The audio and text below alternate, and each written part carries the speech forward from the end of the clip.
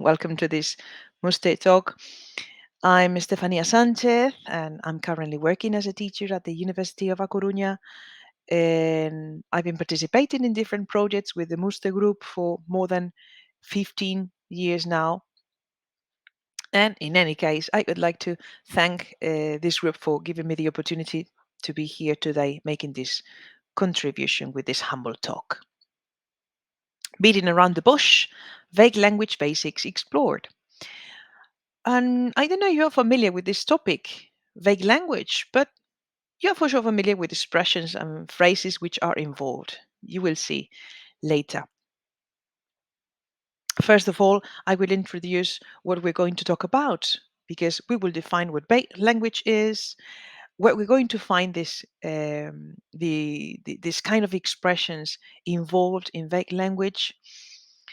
Um, we will see if vague language is really vague or imprecise, and we'll deal with different ways of being vague.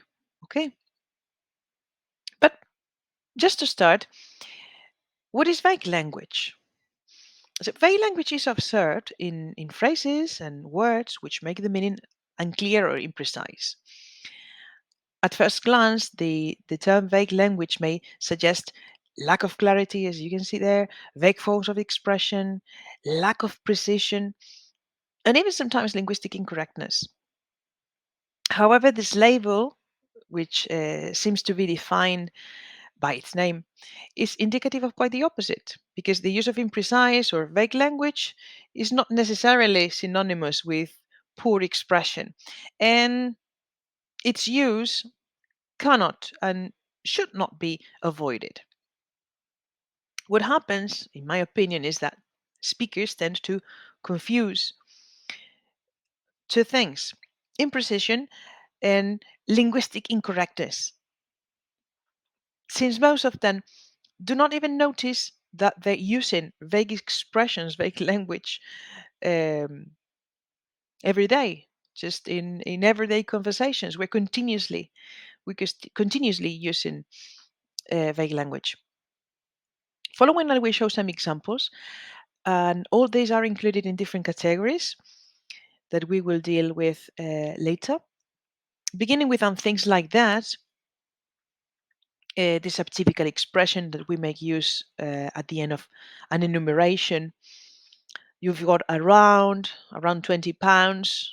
Well, around is the form. Uh, with around, what we do is making the quantity not so exact.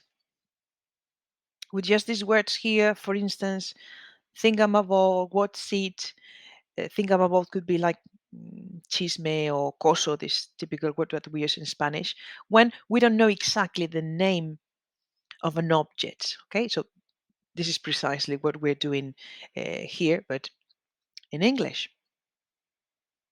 Then we've got a couple of days, a couple being in this case and specific. It's not just 2 days, but a couple of days. Can be more than two. So the number is not clear. And loads of, for instance, okay, lots of things like that, which could involve more or fewer things. Well, so having a look at this, I think it's true. They seem to be a bit specific. All these examples of vague language. Well, but everything has a purpose. You will see. Where are we going to find vague language? As you can see there, everywhere. Okay, it is surrounding us all the time. As I told you before, um, even speakers don't notice they're using it, but it appears in informal conversations and in press articles, letters, speeches, scientific tests. The use of imprecise language, as well as being frequent, is perfectly acceptable and normal. Channel 1994 explained that its use is not negative, not negative at all, and says that imprecise expressions can be found in both written and spoken examples. Okay, so there we've got some of them. And in principle, all these forms are particularly appropriate in informal situations such as conversations, but they can also be found in the other ones that I named before. And where else? Where else? For example, I've here some other examples from other studies.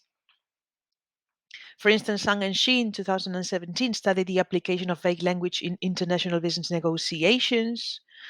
So negotiators unavoidably use vague language in business negotiations, for vague language can be used as a kind of mm, politeness strategy, let's say. So this the use of vague language here can make the negotiation go smoothly.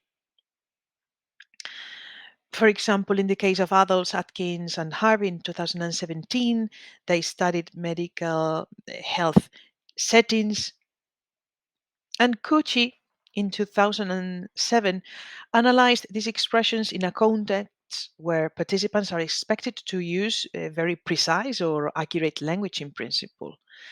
And this was parliamentary debates.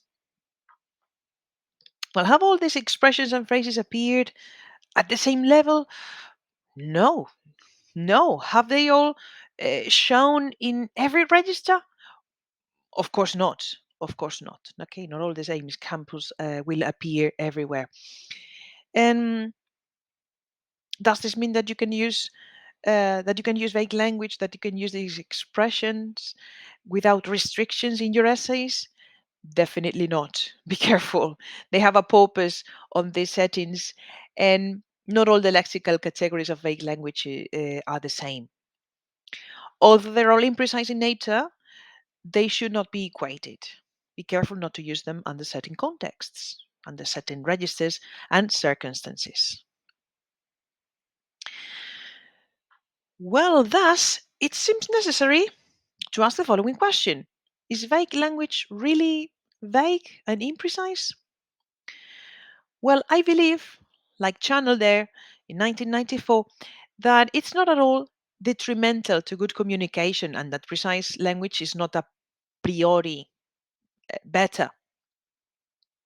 As Williamson in 1994 describes it, as he describes it, imprecision is a positive and desirable aspect of human language. Too much precision can lead to waste of time and inflexibility. Um, this directly violates a fundamental principle of language. As you know, it's the economy of language. So the problem lies in the fact that some degree of hesitation or ambiguity is attributed to the speaker who uses imprecise language. In fact, several levels of imprecision could be defined depending on the purpose of the communication and the type of construction. When we refer to linguistic imprecision, we can include um, different types or forms like extenders, approximators, imprecise quantity expressions, placeholder words, etc. Um, Authors from different schools and tendencies agree on the importance of vague language, as well as on the fact that it does not necessarily have to be associated with the idea of lack of precision. From the theory of relevance, for example, Juker, Smith, and Luge in 2003 stress that vagueness in reference is often seen as a deplorable deviation from precision and clarity. Using a relevance theoretical framework of analysis, we demonstrate instead that vague expressions may be more effective than precise ones, sometimes, in conveying the intended meaning of an utterance. That is, they may carry more relevant contextual implications that would precise expression. Well, it's true, however, that imprecise language can be related to other phenomena and manifest itself um, in various ways. Crystalline Davey, 1975, determined that there are several reasons for this lexical vagueness. According to their criteria, Okay, it's shown here. They highlight, well, in this case, I must say, always at a conversational level, 4 main causes and some secondary ones, which I will mention later. Well, one of them, number one, is memory loss, the loss of memory. The speaker forgets, cannot find the word they're intending to use, and they say, "Oh, it's on the tip of my tongue," but well, in any case, it doesn't come out. So they're not able to express something at that precise moment. Well, as you can see, second one, the intended word doesn't exist in the language of utterance, or the speaker doesn't know it. Number three, the object of the conversation does not require precision, and either an approximation or a characterization of the subject matter would be sufficient. And finally, the choice of a non-specific term is due to a desire of to maintain, the informality of a situation. Well, with regard to the first of the causes, memory loss, we cannot consider this as one of the reasons for using vague language in a written text. In other cases, since the time for reflection at the time of writing, as well as the resources and consultation mechanisms available, make it practically impossible to use it as one of the reasons for using imprecise language. Okay, so not applicable to written texts in any case. And the cause number two, that the language of expression of a speaker lacks the word that is intended to be used, or that the speaker doesn't know it, could occur, especially if it's a translation, for instance, right? So there are cases, for example, in Galician, the word enxebre, which is unlikely to be replaced by a synonymous term in another language, or cases such as the words used to refer to different varieties of snow that exist in the Eskimo language, but not in African languages, for instance, and for obvious reasons. And in short, these are linguistics and cultural issues that undoubtedly represent an insurmountable barrier. And for causes three, the object of the conversation doesn't require precision, and both an approximation and a characterization of the subject would be sufficient. And number four, the choice of a specific term is due to the desire of informality, more attributable in principle to, again, oral contexts, sorry, but can also be applied to written ones. Okay, in this case, this course number four states that the use of a specific term has to do with an attempt to maintain this informality. Could happen, for example, in negotiation. Okay, remember the study we named before about negotiations, international business, and things. And in a negotiation, I suppose that what you want is to create a particular environment which avoids conflicts with the other parts, and which can make, for example, your client, your customer, more receptive.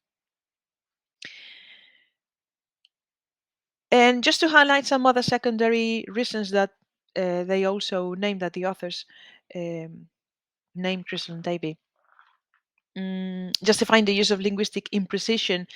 One could mention the existence of different habits specific to the idiolect of each individual, which can predispose them to a greater or lesser use of imprecise expressions, and also the level of emotion and involvement with listener, in this case, readers, influences a little bit the type of vague expressions used by the speakers. Mm, Okie doke.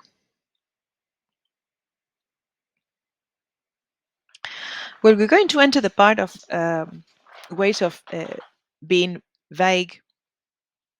Here, what I have is a number of different ways in which speakers can avoid being precise or exact, and I'm going to follow Channel in this case in 1994 by referring to, on the one hand, vague additives, and on the other, and vagueness by choice of vague word, which is basically what I'm going to refer to later.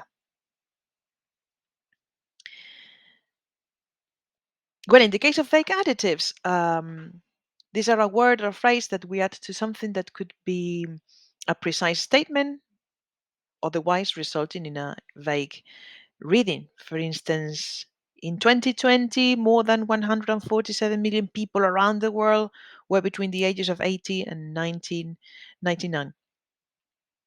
Well, the precise quantity is made vague when I add more than. So it's not so precise as just saying or naming the million people. And in all the community members work together, hunting or collecting fruits or things like that. This or things like that um, is a is a kind of expression used to extend the meaning of an enumeration by including this or things like that, which is not completely clear. Well, I can say that for for the the reader should be okay. The person should be able to complete more or less the idea of what things could be included in things like that. Okay, something like relative to relative related to hunting or collecting. Okay, so we can think about any other kind of activity that we could do similar to the previous ones.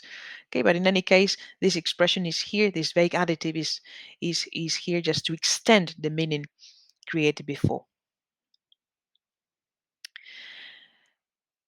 And then the second case, vagueness by choice of vague words. For example, we've got uh, another word that we didn't see before, that it's thingummy. In this case, speakers choose words not meaning much. Okay, it's like a little bit of an invention. You see, I've got this thingummy up here, word which can substitute any kind of object, and when we don't remember its name. Okay, typical also for the rest of languages, as I said before, in coso, chirimbolo, eso. Well, um, just to say, I won't be dealing here with other phenomena like vagueness by implicator or vagueness by omission. Okay, I'm not going to go in depth with that. Just to have a basic view of everything.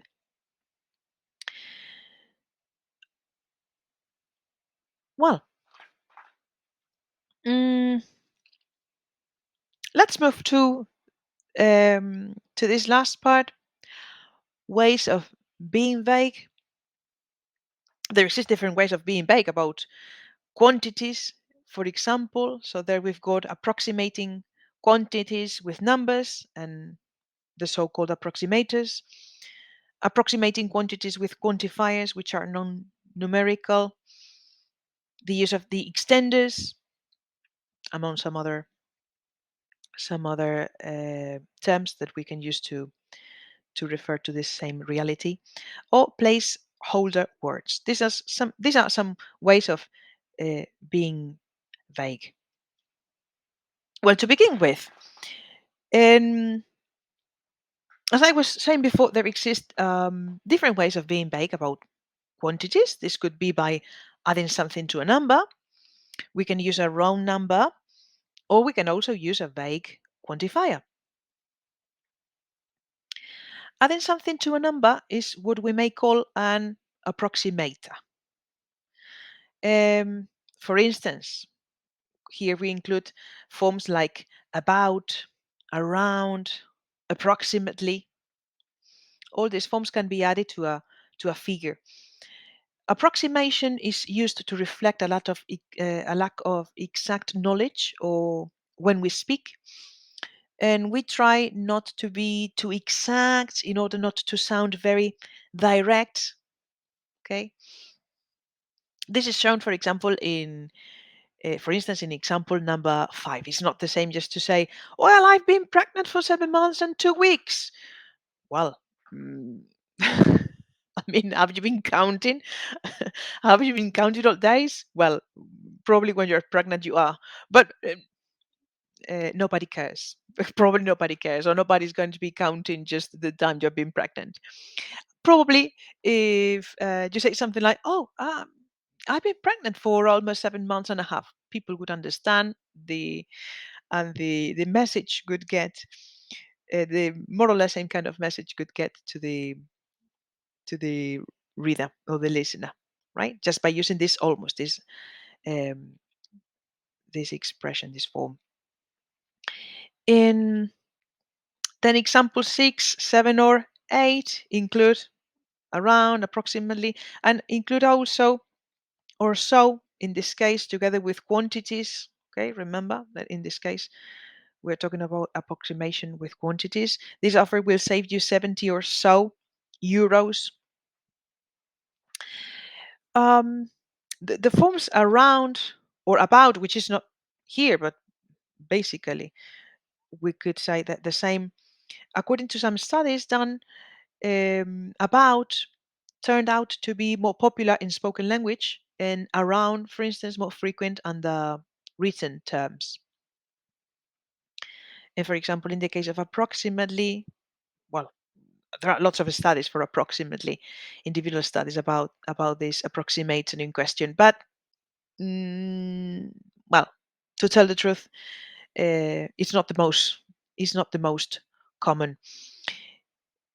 Um, well, notice some other expressions which specify upper or lower limits. For instance, at least, or at most, less than, under, over, more than. Well, we also named using a round number with approximators. It's possible to combine any number.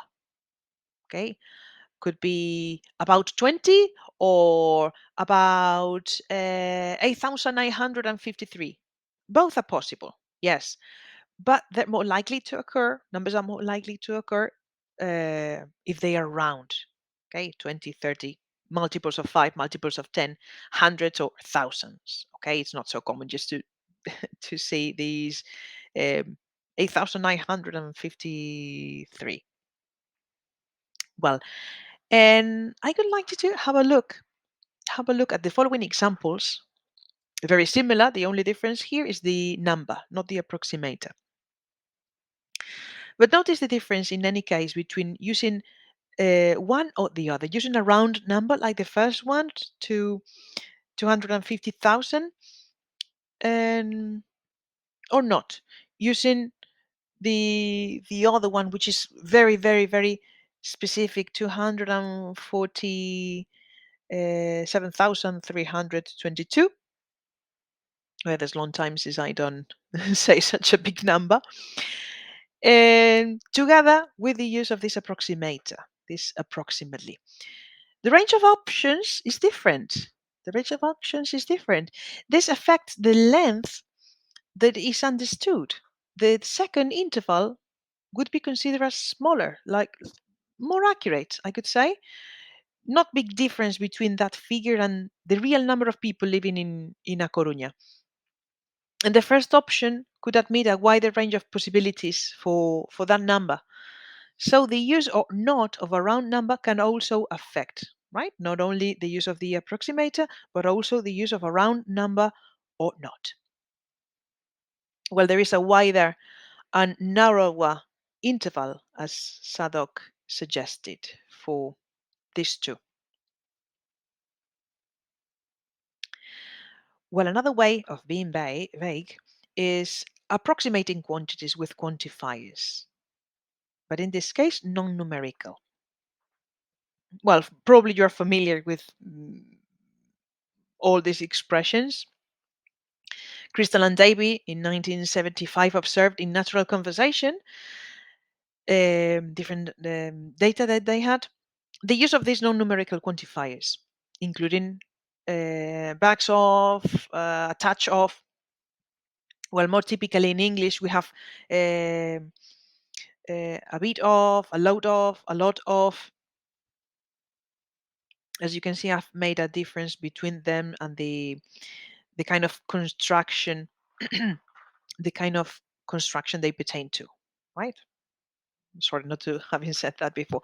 Plural quantifier, the use of a plural quantifier like bags or lots or loads, plus the preposition all the time, and obviously a noun that you should add later.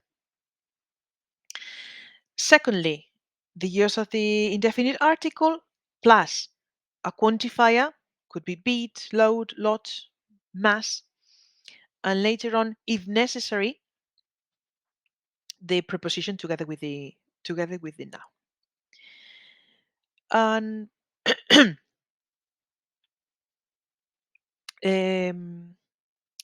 finally, the vague quantifier could be many, several, some, few, as you can see there, plus a countable noun, the corresponding countable noun.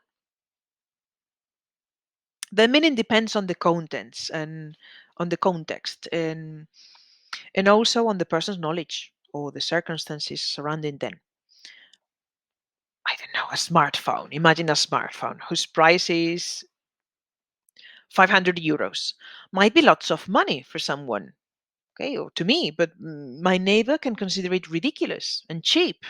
Lucky him. And well, remember that many of them are restricted to spoken, informal contexts, okay, something to take into account. You may guess which ones, in fact. Something else to be vague are extenders. Well, extender is not the only name that we can give to these expressions, but these are the typicals happening in an enumeration, just at the end of an enumeration.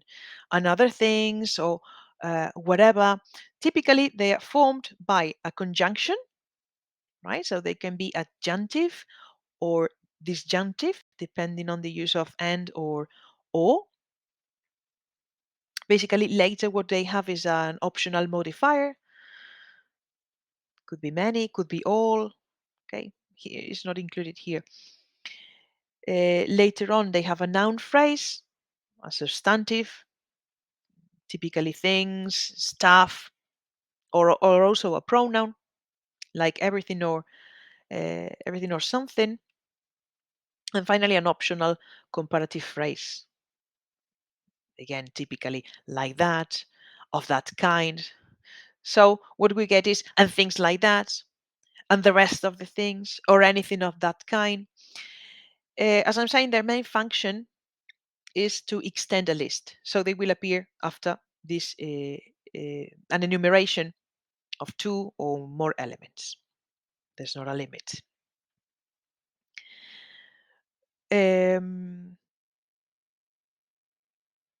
As I told you before, I have opted here for the name extenders due to its popularity, at least lately, but they may be found in different studies with lots and lots of names, including set marking tags, and final tags, and so on and so forth, just to use one of those.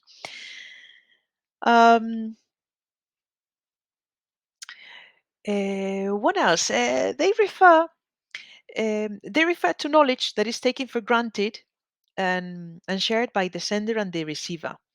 The functions are basically focused on the listener or the reader, depending on the case, to whom the information is addressed. And by this, we do not only refer to the person, but also to the needs, comprehension, language handling. With extenders, speakers show that a list is somehow incomplete. Okay, but again, this is not a synonymous of being vague. On the contrary, they are a convenient linguistic resource for the sender when they need to quickly and efficiently expand any list of items without naming millions and millions of things.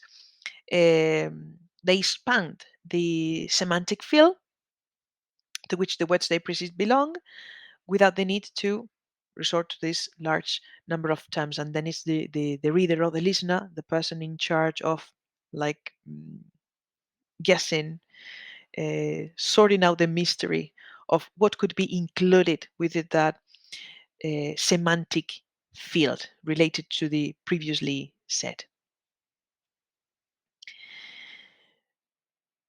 Well, normally they appear at the end of the enumeration just to close it.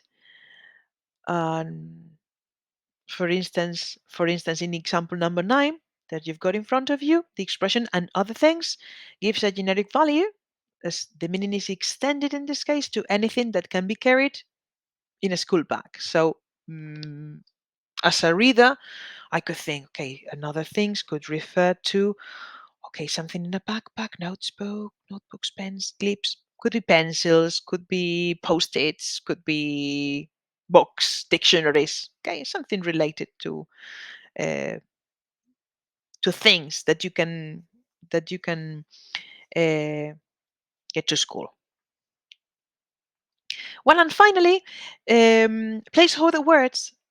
These are the kind of words we use to make reference to objects or even people when we're not able to remember their names. Okay, just with age, you know that we start forgetting about names, and well, or sometimes that name is irrelevant. For example, we don't want to name it; it's unknown. These are examples for very informal English again. Okay, so they're not going to appear in all the contexts. Sorry. For instance, the use of Joe blocks that can represent any average man in the street. Um, every Tom, Dick, and Harry, it's any person. Well, this is like todo Kiski, todo el mundo, everyone was there. Everyone and their dog. I like this one very much. So just to refer to all the people. And well, very informal. Um, it's very difficult to find them out of oral contexts in any case, and totally vague, as you can see. And what else? For the rest of the placeholders, we could divide them into three categories. Okay, they could be useful for replacing names. They could be useful for replacing object names, as the ones that we are going to see, or both. Thingy, for example, can refer to both a person and an object. So it's true that it's not so common for people, and sometimes it's considered wrong. But well, in principle, for both. And in the case of Thingami, Thingamabob, again, I repeat this gadget, we cannot find the name of their use. Their use in that case, and also what's its name, who's it, uh, are also to make reference to a person. You don't know who, no, el que sea, fulanito. It's one of those thingamajigs. This is another one that is here that can give you driving directions. Uno de esas chismes, uno de esos artilugios, cachivaches, chirimbolos, right? Well, and why are all these things used? Well, in this case, all these words, apart from the fact that sometimes we cannot remember, we don't want to say in some other occasions, why don't we want to use anything else than this vague language here in some contexts? Well, apart from that fact, apart from this fact of not knowing the name or having forgotten it, speakers don't want to use that name uh, for some reasons, including sometimes not using offensive language, not using taboo or taboo words, just to avoid pejorative terms, to avoid being boastful, and also to avoid pronunciation problems, right?